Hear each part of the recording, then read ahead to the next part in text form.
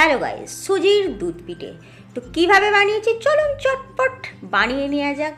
তো প্রথমে এখানেতে কি কি দেবো সে তো আপনাদের বলবো।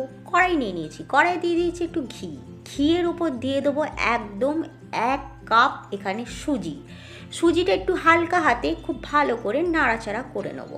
আর কালার চেঞ্জ করব না, একটু ভেজে নেবো। একটু যখন সুজিটা ফুলে উঠবে তখন এখানে কি দেবো সেটা দেখে নিন চটপট।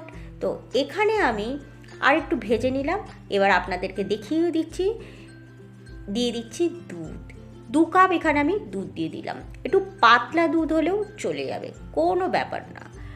এটা একটু টাইট হওয়ার জন্য অপেক্ষা করছি, নেড়ে চেড়ে একটুখানি টাইট আনবো। তো দেখুন ডোটা এখন অনেকটা টাইট হয়ে গেছে।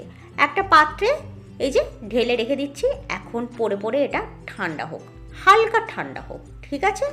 তো নেক্সট পার্ট আপনাদেরকে দেখিয়ে দিই। দুধ নিয়ে নিয়েছি, একদম ফুল ক্রিমওয়ালা দুধ। তো দুধটা গরম হতে থাক। এখানে দেখুন অনেকটা ঠান্ডা হয়ে গেছে। একটু ঘি নিয়ে নিয়েছি যাতে হাতে লেগে না যায়। খুব ভালো করে এখানে ঠেসে ভালো করে মেখে নেবো। মেখে নিয়ে হয়ে গেলে একটা মসৃণ ডো বানিয়ে নিয়েছি। দেখেই বুঝতে পারছেন মসৃণ ডোটা।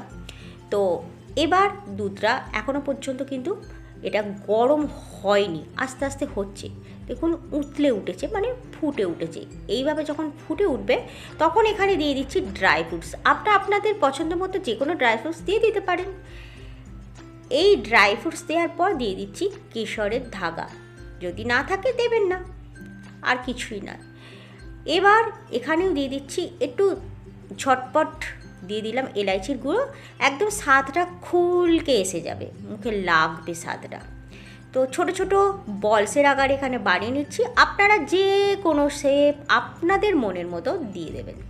তো এখানে ছোট ছোট বলস বানিয়ে নেওয়ার পর আপনাদেরকে দেখিয়ে দেব অন্য একটা স্টেপ। তো এই গোলগুলো বানিয়ে নিয়েছি, দেখুন অনেকটা হয়েছে। এখানে দুধ ফুটে উঠে গেছে। এবার দিয়ে দেবো এখানে এলাইচির পাউডার। এই দুধেও তো খুলকে স্বাদ আসা চাই, তাই ভালো করে নাড়িয়ে চাড়িয়ে দিচ্ছি। এবার যে দুধটা দেখুন টকবক করে ফুটছে, এই টকবকের মধ্যেখানেই দিয়ে দিতে হবে এই ছোট ছোট বলসটা। যদি না দুধ টকবক করে ফোটে তাহলে কিন্তু সব একেবারে ঘেঁটে একাকার। এবার দেখুন বলসগুলো ফুটে ওঠার পর দেখুন বলসগুলো ওপর দিকে ভেসে উঠেছে। এই সময় দিয়ে দিচ্ছি চিনি। আপনারা গুড় দিতে পারেন, চিনি ওটা আপনাদের ব্যাপার। তো বুঝে শুনে চিনিটা দিয়ে দেবেন, ব্যাস। এবার আমি সার্ভ করে দেখিয়ে দিচ্ছি।